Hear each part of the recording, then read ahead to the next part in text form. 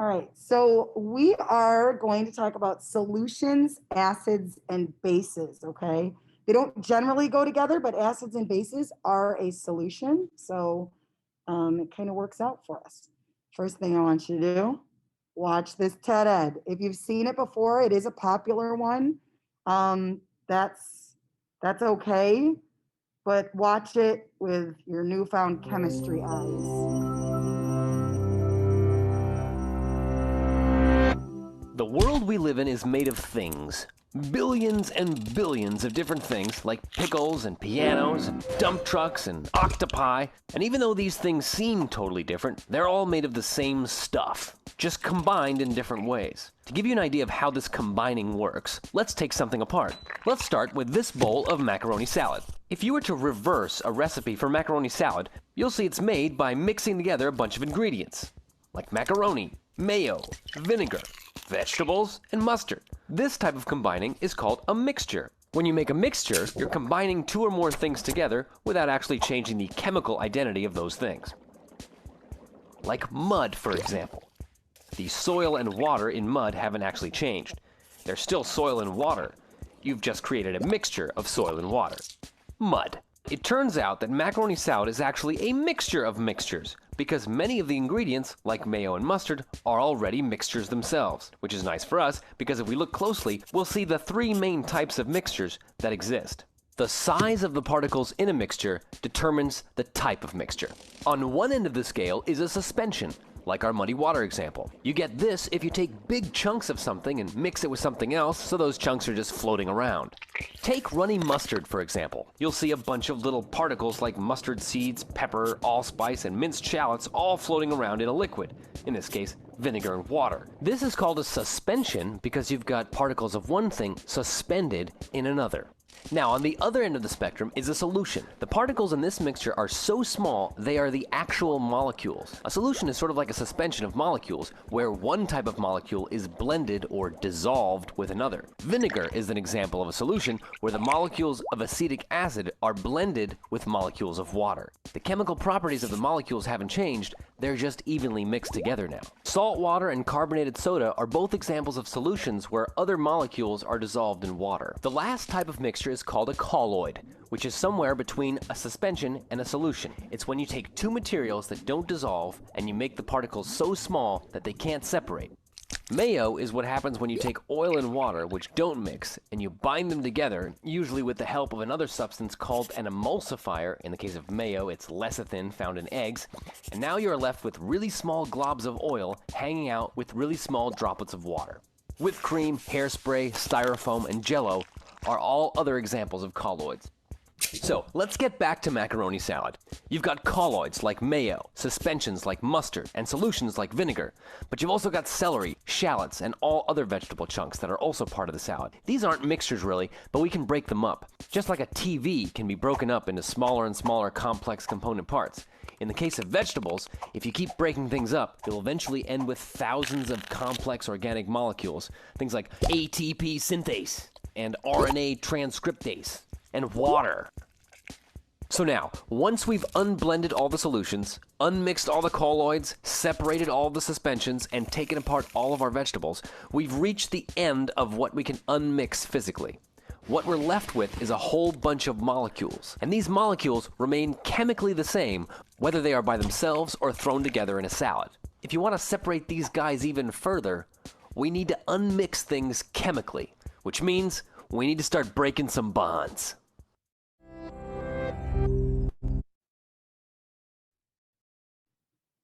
Okay, so we're going to talk about those same mixtures today. All right, the first one and probably the most important in chemistry are solutions. They're mixtures in which water is the solvent, breaks the substance apart, and the substance is called the solute. So the solute is in smaller amounts and it's mixed in the solvent and it makes a solution. Solutions are transparent. So you wouldn't know that you had a solution. It wouldn't be something that you would really know. It would look like nothing. This could be a solution of salt water.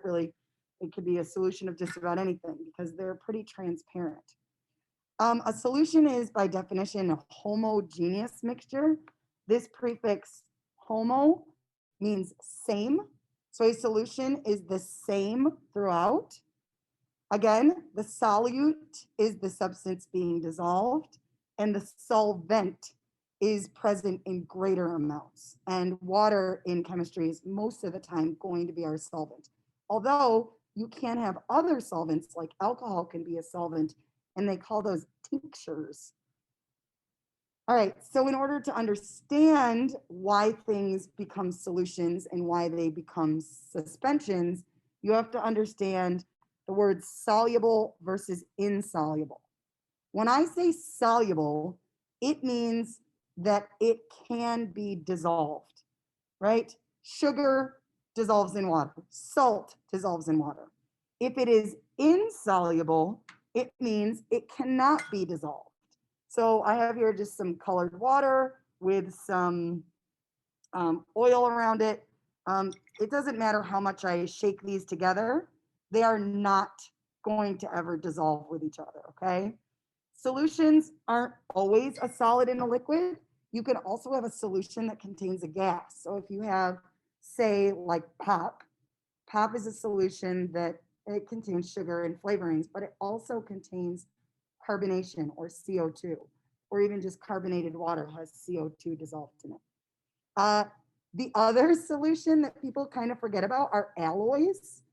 These are solid solutions of metal.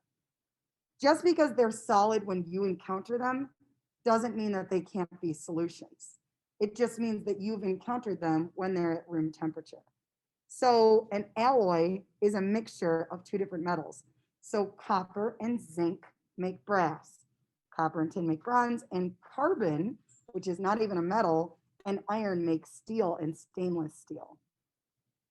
So the second type of mixture is a colloid. Colloids are a little bit tricky because they fall in the middle and they have some weird things about them. They are basically suspensions, but they don't settle out.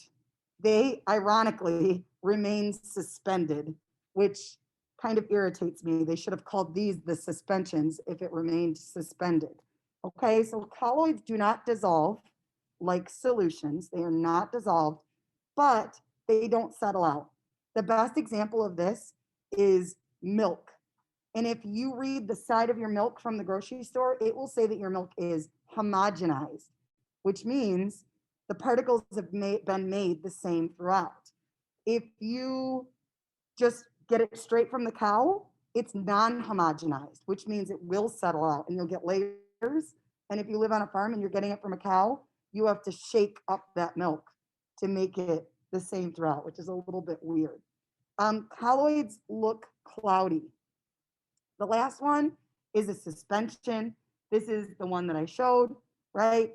They're mixtures that contain large solid particles, heavy enough to settle out or to separate like oil and water. Muddy water is a good example of this. Sandy water, salad dressing, anything where you have particles that are separating and not combining together. They are cloudy or opaque. Mixtures with suspended solids like colloids and suspensions will exhibit what we call the Tyndall effect.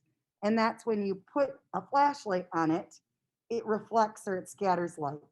So in that picture there, you can see that I know this is a solution because it's not scattering the light, whereas this one is some sort of colloid, right? It's just showing the light particles. It's a test that you do to see whether things are colloids or suspensions. All right, so that's pretty easy stuff. That's more middle school. I would go back and watch that video again if you missed any of that stuff because it basically went over everything as well. All right, solubility, a lot of S words. The last chapter was E words, these are S words. Solubility is the maximum amount of solvent that you can dissolve, the maximum amount of solute that you can dissolve in the solvent. I'm sorry, the maximum amount of solute that you can dissolve in the solvent, right? The unit we use is grams of solute per 100 grams of solvent. It varies with temperature. Most substances have a higher solubility as temperature increases. So let me explain this to you. If I take a glass of water and I put salt in it, I can shake it up, the salt will disappear. I dump more salt in, can shake it up, it might disappear, but it might start settling at the bottom. Basically, there is a limit to how much salt the water can hold. Same thing with sugar, same thing with calcium chloride and just about anything. So I have here, this says NaCl, all right? It's kind of grody if you can see it, but there is salt in there. There's so much salt in there that it actually settles to the bottom. Now, if you're wondering why I've kept this throughout the years, is because it takes a ton of salt to actually saturate water. And I don't feel like wasting a bunch of salt every year, so I keep it. So this is what we call a saturated solution, which I'll tell you about in a second. The things that affect solubility, particle size, right? If the particles are smaller, they're going to dissolve more easily. So sugar dissolves more quickly than sugar cubes. Temperature, if you heat up the water, it will dissolve more quickly. That's why your unsweet iced tea, it's kind of tricky to get that sugar to dissolve. I just did this because naturally when we put things in, we stir it, stirring it, shaking it, agitating it. Any way you can make those particles inside crash into each other and dissolve. The concentration of the solute, this is kind of a strange one, but you can dissolve sugar very easily in water, but if you try to dissolve sugar in Karo syrup, which is basically sugary syrup, then it's not going to dissolve as easily. And then the last one, like dissolves like, and this is an important one. There are some things that are just never going to dissolve, like again, oil and water, or in this case, oil and colored water.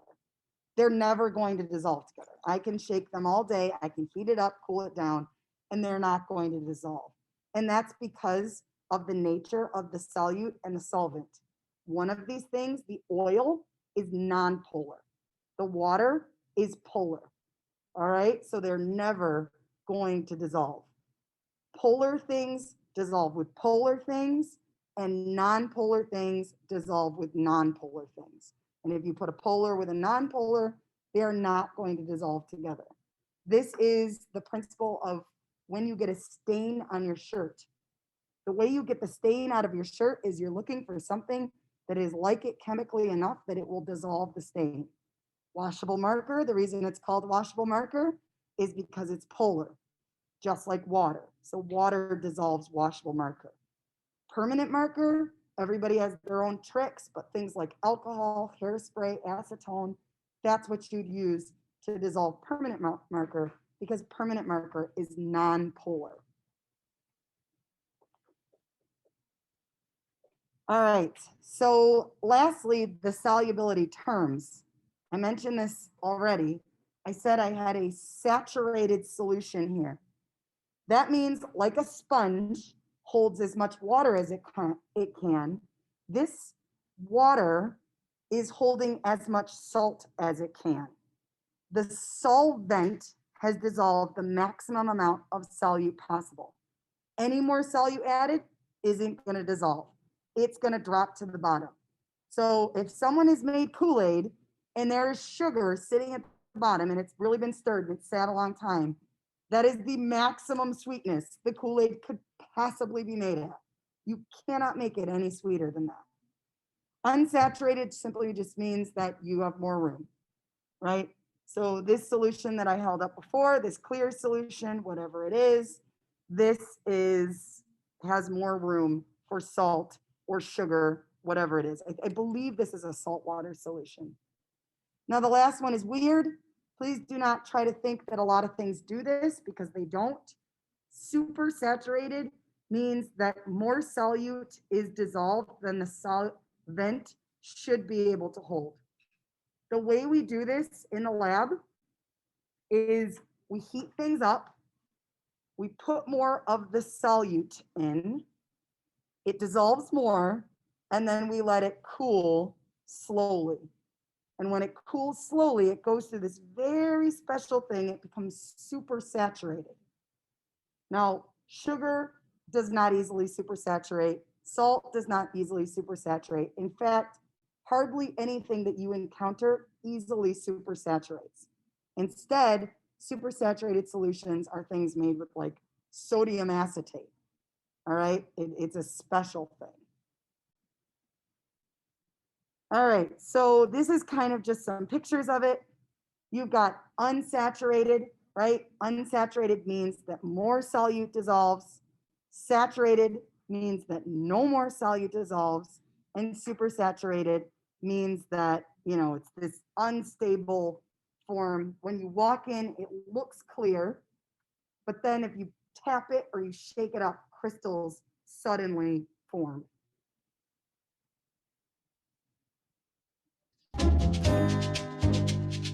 So this is sodium acetate, a super saturated solution. Sometimes people call it hot ice.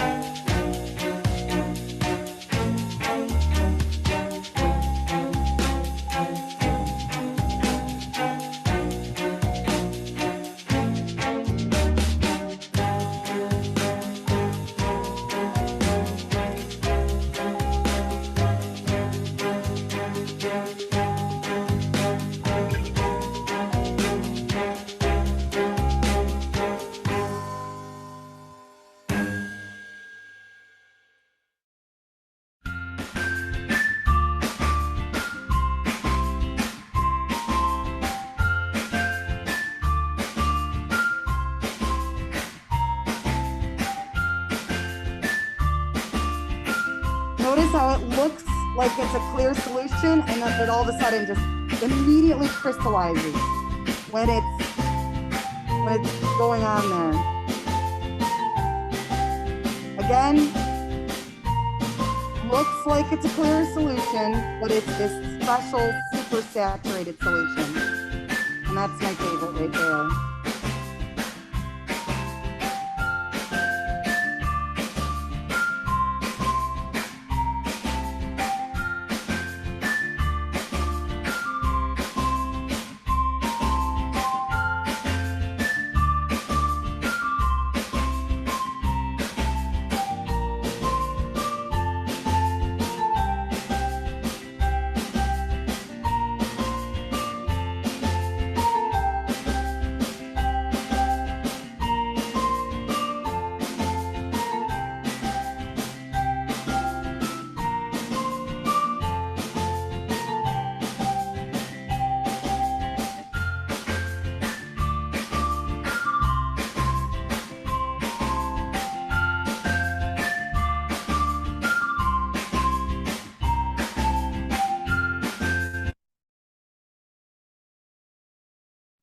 Okay, so you kind of get the point. Like I said, that's a super saturated solution.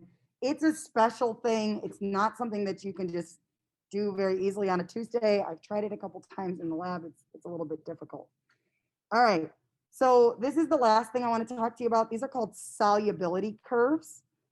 This graph looks very, very intimidating, and this is what your POGIL is going to be on today that you're going to work on. It is not. It is not a difficult graph, okay? First of all, we've got grams of solute, and that is per 100 grams of water. That's because they had to come up with some amount of water, so they just randomly picked 100. So it's grams of solute, and then what it's showing is what temperature it can be dissolved at, it fully dissolved at. The thing that makes this not difficult is that you're looking at it one curve at a time. So if you're looking at KNO3, you're looking at just that one curve, all right? So you would get questions like, how much KNO3 can you dissolve in water at 50 degrees Celsius, right? So you go to 50 degrees Celsius, go up till you meet the KNO3 line, and then go over and you say, all right, 85 grams of KNO3 will dissolve at 50 degrees Celsius. If you only had 50 grams of water, you could only dissolve half of that. So pay attention to how much water you have. The ones that are running backwards, all right, those are gases. Gases become less soluble as the temperature gets higher. That is why pop gets flat when it's warm, because warm pop is kind of grody and flat. But you're going to have more practice on this today. All right. And here it is. Gases, I'm sorry, are more soluble at low temperatures, but you can also dissolve more gas at high pressures. We learned this in the last chapter. This is the bends. This is when you're under really, really, really high pressure, the gases will dissolve. All right. The higher the pressure is, the gas above the liquid, the more the gas will dissolve. I always think of it as the gas is kind of getting pushed into it. Okay, looking back at this solubility curve, the yellow line on or above the yellow line is saturated. Below the yellow line is unsaturated, unless it specifically says. Do not say that anything is supersaturated. Those are only special chemicals. So again, on and above the yellow line, saturated, under the yellow line, unsaturated.